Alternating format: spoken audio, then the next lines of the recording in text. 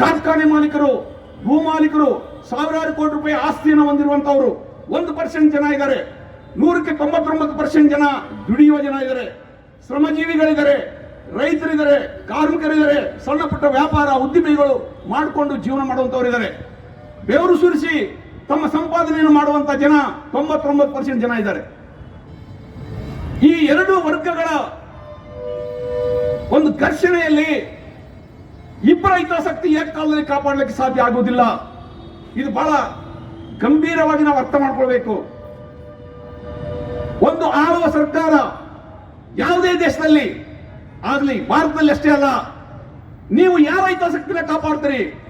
1% ಜನ ಬಂಡವಾಳಗಾರರ ಹಿತಾಸಕ್ತಿನ ಅಥವಾ 99% ಕಾರ್ಮಿಕರ ಹಿತಾಸಕ್ತಿನ? ಅದು ಬಹಳ ಸ್ಪಷ್ಟವಾಗಿ ಸ್ಪಷ್ಟಪಡಿಸಬೇಕು.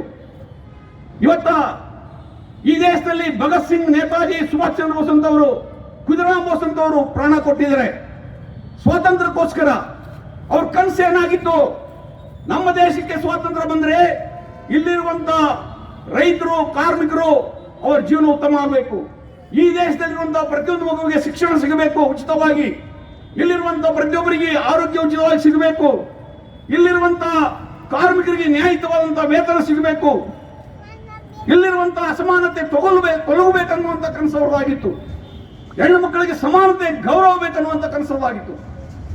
ಆದ್ರೆ ಇವತ್ತು ನಾವೇನ್ ನೋಡ್ತಾ ಇದೀವಿ? ಸ್ವಾತಂತ್ರ್ಯ ಬಂದಿದೆ ಬ್ರಿಟಿಷರಿಂದ. ಯಾರ ಕೈಗೆ? ನಮ್ಮ ದೇಶದ ಬಂಡವಾಳಶಾಹಿ ವರ್ಗಕ್ಕೆ, ಕೇವಲ 1% ಮಾಲೀಕ ವರ್ಗಕ್ಕೆ ಸ್ವಾತಂತ್ರ್ಯ ಬಂದಿದೆ.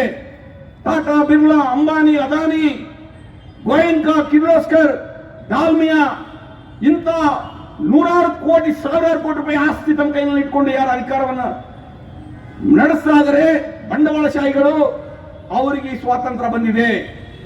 ಆದರೆ ನಿಜವಾದಂತಹ ಸ್ವಾತಂತ್ರ್ಯ ದುಡಿಯುವ ಜನಗಳಿಗೆ ಇನ್ನೂ ಕೂಡ ಬಂದಿಲ್ಲ. ಇದು ಯಾವ ಪಠ್ಯಪುಸ್ತಕದಲ್ಲಿ ಹೇಳೋದಿಲ್ಲ, ಯಾವ ರೇಡಿಯೋ ಟಿವಿನಲ್ಲಿ ಹೇಳೋದಿಲ್ಲ, ಯಾವ ನಾಯಕರು ಕೂಡ ಹೇಳೋದಿಲ್ಲ. ಇದು ಯಾರು ಮಾರ್ಕ್ಸ್ವಾದವನ್ನು ಅರ್ಥ ಮಾಡ್ಕೊಳ್ತಾರೆ, ಮೇ ದಿನಾಚರಣೆಯ ನಿಜವಾದ ಅರ್ಥವನ್ನು ಯಾರು ಅರ್ಥ ಮಾಡ್ಕೊಳ್ತಾರೆ ಅವರಿಗೆ ಇದು ಅರ್ಥ ಆಗ್ತದೆ. ನಮ್ಮ ದೇಶಕ್ಕೆ ಸ್ವಾತಂತ್ರ್ಯ ಬಂದು 79 ವರ್ಷ ಆಯಿತು.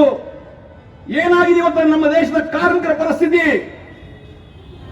ಇವತ್ತ MA BEd ಓದಿದಂತವರು, ಇಂಜಿನಿಯರಿಂಗ್ ಮುಗಿಸಿದಂತವರು ಕೇವಲ 10,000 12,000ಕ್ಕೆ ದುಡಿತಾ ಇದ್ದಾರೆ. ದಿನಗೂಲಿಗಳಾಗಿ ದುಡಿತಾ ಇದ್ದಾರೆ. ನರೇಗಾ ಕಾರ್ಮಿಕರ ಕೆಲಸಕ್ಕೆ MSc ಮುಗಿಸಿದಂತ ಒಬ್ಬ ಗ್ರಾಜುಯೇಟ್ ಹೋಗ್ತಾ ಇದ್ದಾನೆ ಗ್ರಾಮೀಣ ಉದ್ಯೋಗ ಖಾತ್ರಿ ಯೋಜನೆಯಲ್ಲಿ. ಯಾಕೆ? ಉದ್ಯೋಗ ಇಲ್ಲ, ದುಡಿತಕ್ಕೆ ಬೆಲೆ ಇಲ್ಲ, ಶೋಷಣೆ ಕೊನೆಗೊಂಡಿಲ್ಲ. ಇವತ್ತಿಗೂ ಕೂಡ 12 ತಾಸು ದುಡಿಯುವಂತ ಕಾನೂನು ಸರ್ಕಾರ ತರ್ತಾ ಇದೆ. ಕರ್ನಾಟಕ ಸರ್ಕಾರ ಕೂಡ 12 ತಾಸು ದುಡಿಲಿಕ್ಕೆ ಕಾನೂನು ತಗೊಂಡ್ಬಂದಿದ್ದಾರೆ. ಎಲ್ಲಿದೆ 8 ತಾಸು ಕೆಲಸ? ಕೇಂದ್ರ ಸರ್ಕಾರ ಕೂಡ ಎಲ್ಲ ಖಾಸಗಿ ಕಂಪನಿಗಳಿಗೆ ಒಂದು ರತ್ನಗಂಬಳಿ ಹಾಕಿ ಕಾರ್ಮಿಕ ಕಾಯ್ದೆಗಳನ್ನ ಸರ್ವನಾಶ ಮಾಡಿದ್ದಾರೆ. 40 ಕಾರ್ಮಿಕ ಕಾಯ್ದೆಗಳನ್ನ ರದ್ದುಗೊಳಿಸಿ 4 ಕೋಡ್ಗಳನ್ನ ಮಾಡಿದ್ದಾರೆ. ಕಾರ್ಮಿಕರಿಗೆ ಸಂಘಟನೆ ಕಟ್ಟಿಕೊಳ್ಳುವಂತ ಹಕ್ಕನ್ನ ಮೊಟಕುಗೊಳಿಸಿದ್ದಾರೆ. ಕಾರ್ಮಿಕರು ಹೋರಾಟ ಮಾಡುವಂತ ಹಕ್ಕನ್ನ ಮೊಟಕುಗೊಳಿಸಿದ್ದಾರೆ. ಇದು ಯಾರ ಪರವಾಗಿ ಇದ್ದಾರೆ? ಇವರು ಯಾರ ಹಿತಾಸಕ್ತಿ ಕಾಪಾಡ್ತಾ ಇದ್ದಾರೆ? ಈ ದೇಶದ ಬಂಡವಾಳಶಾಹಿಗಳ ಹಿತಾಸಕ್ತಿನ? ಈ ದೇಶದ ದುಡಿಯುವ ಜನಗಳ ಹಿತಾಸಕ್ತಿನ? ಇದು ನಾವು ಇವತ್ತು ಕಾರ್ಮಿಕ ದಿನಾಚರಣೆ ದಿವಸ ಅರ್ಥ ಮಾಡ್ಕೊಳ್ಬೇಕು. ಇಲ್ಲದೆ ಇದ್ರೆ ನಾವು ಕೂಡ ಭ್ರಮೆಯಲ್ಲಿರ್ತೀವಿ, ದೇಶ ಸುಭಿಕ್ಷೆಯಲ್ಲಿದೆ ಅಂತೇಳಿ. ಹೌದು, ದೇಶ ಸುಭಿಕ್ಷೆಯಲ್ಲಿದೆ. ಈ ದೇಶದಲ್ಲಿ ಆಹಾರ ಧಾನ್ಯಗಳಿಗೆ ಕೊರತೆ ಇಲ್ಲ. ಆದರೆ ದಿನಾಲು ಕೂಡ 5-6 ಸಾವಿರ ಜನ ಹಸಿವೆಯಿಂದ ಸಾಯ್ತಾ ಇದ್ದಾರೆ. ಹಸಿವೆಯಿಂದ ದಿನ 8-10 ಸಾವಿರ ಜನ ಸಾಯ್ತಾರೆ ಅಂದ್ರೆ ದೇಶದಲ್ಲಿ ಆಹಾರದ ಧಾನ್ಯಗಳ ಕೊರತೆಯಿಂದ ಅಲ್ಲ, ಆರೋಗ್ಯವನ್ನು ಕಾಪಾಡಿಕೊಳ್ಳಕ್ಕಾಗಲಾರದೆ ಪೌಷ್ಟಿಕಾಂಶಗಳ ಕೊರತೆಯಿಂದ ಪ್ರತಿದಿನ ಸಾವಿರಾರು ಹೆಣ್ಣು ಮಕ್ಕಳು, ಗರ್ಭಿಣಿಯರು ಸಾಯ್ತಾರೆ, ಹಸು ಊಸುಗಳು ಸಾಯ್ತಾರೆ. ಪೌಷ್ಟಿಕಾಂಶಗಳು ಕೊಡ್ಲಿಕ್ಕೆ ನಮ್ಮ ಸರ್ಕಾರಗಳಿಗೆ ಯೋಗ್ಯತೆ ಇಲ್ಲ ಅಂತಲ್ಲ, ಯಥೇಚ್ಛವಾಗಿದೆ. ಆದರೆ ಅವರು ಕೊಡುವುದಿಲ್ಲ. ಗೋದಾಮುಗಳಲ್ಲಿ ಆಹಾರ ಧಾನ್ಯಗಳು ಕೊಳಿತಾ ಇದೆ, ಆದ್ರೆ ನಮ್ಮ ಹಸಿವೆಯಿಂದ ಸಾಯುವಂತ ಜನಗಳಿಗೆ ಕೊಡ್ಲಿಕ್ಕೆ ತಯಾರಿಲ್ಲ. ಇವತ್ತು ಕೇಂದ್ರ ಸರ್ಕಾರದಲ್ಲಿ 50 ಲಕ್ಷ ಉದ್ಯೋಗಗಳು ಖಾಲಿ ಇದೆ. ಬೇರೆ ಬೇರೆ ಇಲಾಖೆಗಳಲ್ಲಿ ತುಂಬಿಕೊಳ್ಳಕ್ಕೆ ತಯಾರಿಲ್ಲ.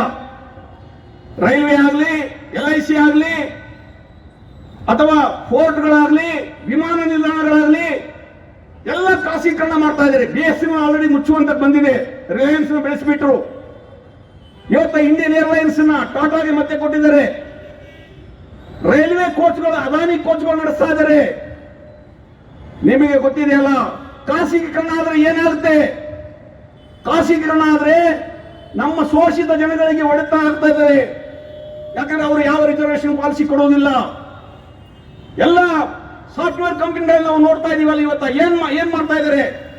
ಬ್ರೇನ್ ಯಾರಿಗಿದೆ ಅವ್ರಿಗೆ ಕೆಲಸ ಕೊಡ್ತಾರೆ. ಬ್ರೇನ್ ಯಾರಿಗಿದೆ? ನಿಮ್ಮ ಕುಟುಂಬ ಚೆನ್ನಾಗಿ ಹಿಂದಿನ ಶತಮಾನಗಳಿಂದ ನೀವು ಒಳ್ಳೆ ಶಿಕ್ಷಣ ಪಡ್ಕೊಂಡು ಬಂದಿದ್ರೆ ನಿಮ್ಗೆ ಬ್ರೇನ್ ಇದೆ.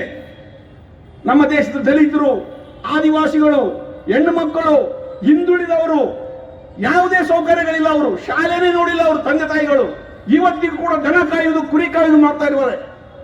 ಅಂತವರಿಗೆ ನೀವು ಸಮಾನವಾಗಿ ಕಾಂಪಿಟೇಷನ್ ಮಾಡಂದ್ರೆ, ಒಬ್ಬ ಕುಂಟ ಒಬ್ಬ ಕಾಲಿದ್ದವನು ಸರಿಯಾಗಿ ಓಡ್ರಂದ್ರೆ ಸಮಾನವಾಗಿ ಓಡೋದು ಸಾಧ್ಯ ಇದೆನಾ? ಇಲ್ಲ.